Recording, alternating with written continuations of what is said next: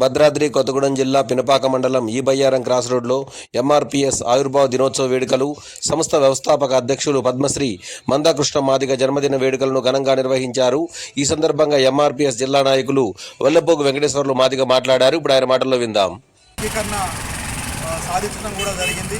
అదే రోజు ఆ మహానుభావుడు దళిత నేత గౌరవ శ్రీ మందకృష్ణ మాదిగ గారు పుట్టినరోజు వేడుకలు కూడా జరుపుకోవడం ఈ మండలంలో చాలా ఆనందంగా వ్యక్తం చేస్తున్నాం.